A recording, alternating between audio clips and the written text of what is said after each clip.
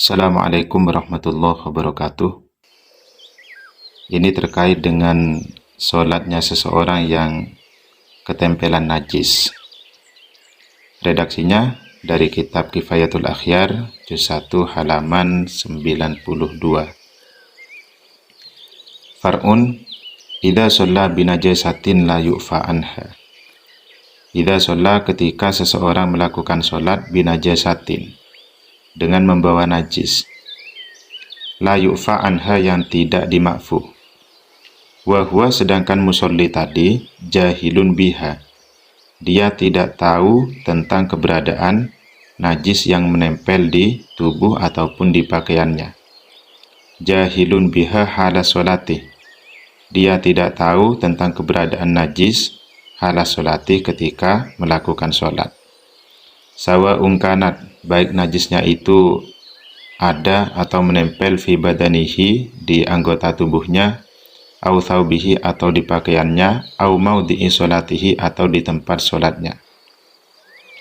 Fa illam ya'lam, jika musolli tadi tidak mengetahui biha, dengan keberadaan najis tersebut, albatata, sama sekali.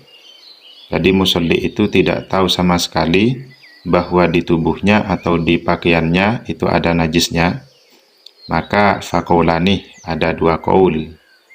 Ini ada khilaf antara qaul jadid dan qaul qadim. Sama-sama qaulnya Imam Syafi'i.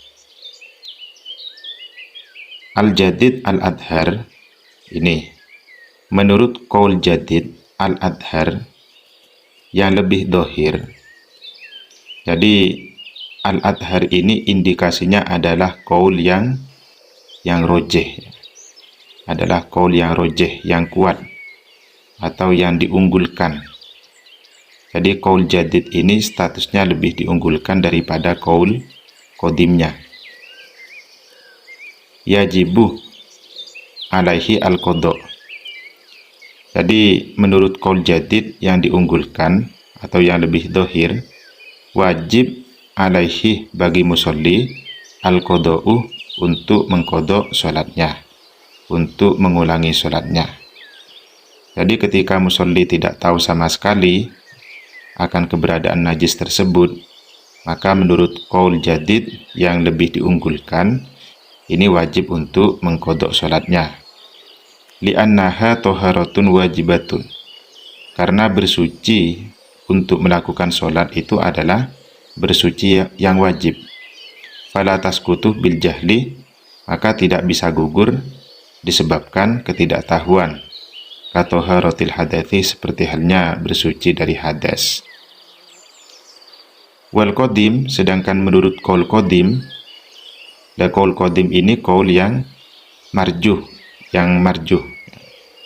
Karena kenapa kok marjuh? Karena dari awal ini sudah ada qaul jadid, kemudian disifati dengan adhar. Jadi kalau disifati dengan adhar, berarti yang jadid ini yang lebih diunggulkan, atau yang diunggulkan. Kemudian yang qadim ini statusnya adalah marjuh.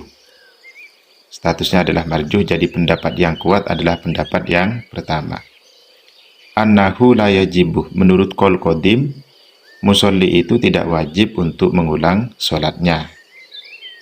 Ini menurut qaul qadim. Tapi kalau kita tetap menggunakan qaul yang jadid, yang kedudukannya lebih diunggulkan. Wa naqalahu Ibnul Mundhir. Jadi pendapat ini dinukil oleh Imam Ibnul Mundhir an khalaik wa ikhtarahu, dan Imam Ibnul Mundhir juga memilih pendapat ini. Wa kadza an-Nawawi ikhtaruhu fi Syarhil Muhadzab. Begitu juga Imam Nawawi memilihnya dalam kitab Syarah Muhadzab.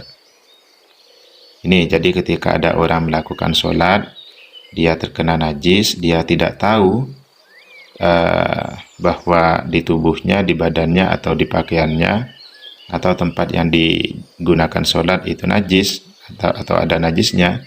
Jika tidak tahu sama sekali, maka menurut qaul yang lebih kuat, qaul jadid yang lebih kuat atau yang lebih diunggulkan, jadi wajib untuk mengqadha sholatnya. Kalau menurut qaul qadim tidak wajib. Kemudian wa in alimah bin najasati, Sekarang, jika musolli itu tahu akan keberadaan najis tersebut, tsumma nasiyaha, kemudian lupa. Jadi sebelum melakukan sholat dia tahu kalau di badannya atau di pakaiannya atau di tempatnya ada najis. Namun kemudian dia lupa. Fatoriqoni. Ini juga ada khilaf. Ada dua jalan. Ahaduhuma alal qaulaini. Menurut pendapat dan salah satu dari dua jalan itu mengikuti khilaf antara dua qaul tadi itu yang di atas. Namun al-madhab al-qat'u biwujubil qadha. Namun menurut madhab yang muktamad, wajib untuk mengulang sholatnya litaksirihi, karena alasan taksir. Musolli itu sembrono karena dia pernah tahu ada najis, namun dia kemudian lupa. Maka menurut pendapat yang muktamad, madhab yang muktamad, wajib untuk mengulang sholatnya. Tsumma idza aujabna al-i'adah, kemudian jika kita mewajibkan untuk i'adah. Ini berlaku pada dua kasus di atas tadi itu. Jadi kalau menurut Al-Jadid Al-Adhar kan wajib qadha. Ya, wajib qadha atau wajib i'adah. Kemudian kalau kasus yang kedua, al-madhab al-qat'u biwujubil qadha.